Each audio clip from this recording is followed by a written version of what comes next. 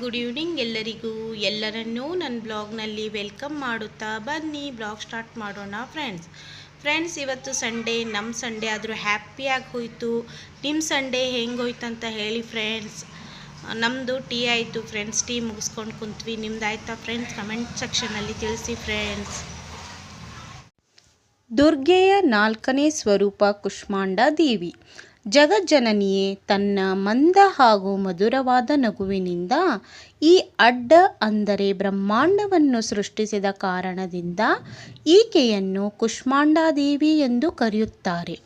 ಸೃಷ್ಟಿಯ ಅಸ್ತಿತ್ವವೇ ಇಲ್ಲದಾಗ ಎಲ್ಲ ಕಡೆಯೂ ಅಂಧಕಾರ ತುಂಬಿತ್ತು.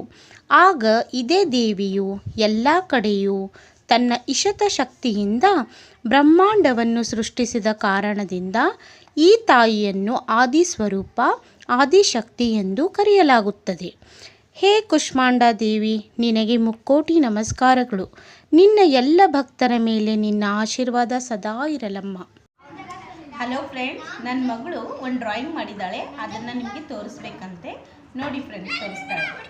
ಹಲೋ ಫ್ರೆಂಡ್ಸ್, ಇವತ್ತು 4ನೇ ದಿನದ ಕುಷ್ಮಾಂಡ ದೇವಿಯ ಎಲ್ಲರಿಗೂ ಶುಭಾಶಯಗಳು.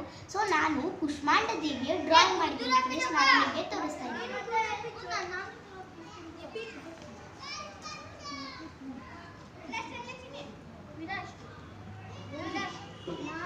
ಹೇಗಾಗಿದೆ ಫ್ರೆಂಡ್ಸ್ ಕಮೆಂಟ್ ಬಾಕ್ಸಲ್ಲಿ ತಿಳಿಸಿ ಮತ್ತು ಪ್ಲೀಸ್ ಒಂದು ಲೈಕ್ ಮಾಡಿ ಫ್ರೆಂಡ್ಸ್.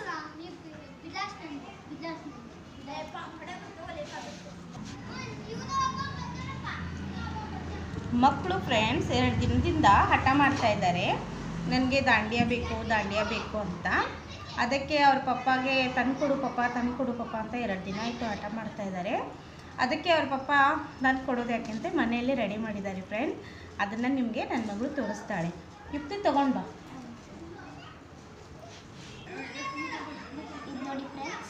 ಇದು ನೋಡಿ ಫ್ರೆಂಡ್ಸ್, ಈ ಥರ ರೆಡಿ ಮಾಡಿ ಕೊಟ್ಟಿದ್ದಾರೆ ಅವ್ರಿಗೆ. ನಮ್ಮ ಹೆಸರು ಕೂಡ ಬರೆದಿದ್ದಾರೆ ಫ್ರೆಂಡ್ಸ್. ಅವಳದು ಯುಕ್ತಿ ಅಂತ ಹೆಸರು ಬರೆದಿದ್ದಾರೆ ಫ್ರೆಂಡ್ಸ್, ನನ್ನ ಮಗಂದು ಆರ್ಯನ್ ಅಂತ ಹೆಸರು ಬರೆದಿದ್ದಾರೆ. ಇವಾಗ ಅವಳಿಗೆ ದಾಂಡಿಯಾ ಆಡೋದು ತುಂಬ ಅಂದರೆ ಇಷ್ಟ ಫ್ರೆಂಡ್ಸ್ ಅವಳಿಗೆ. ಅದಕ್ಕೆ ಇಲ್ಲಿ ನಮ್ಮ ಮನೆ ಹತ್ರ ಯಾರೂ ಆಟ ಆಡೋದಿಲ್ಲ ಫ್ರೆಂಡ್ಸ್ ಇಲ್ಲಿ.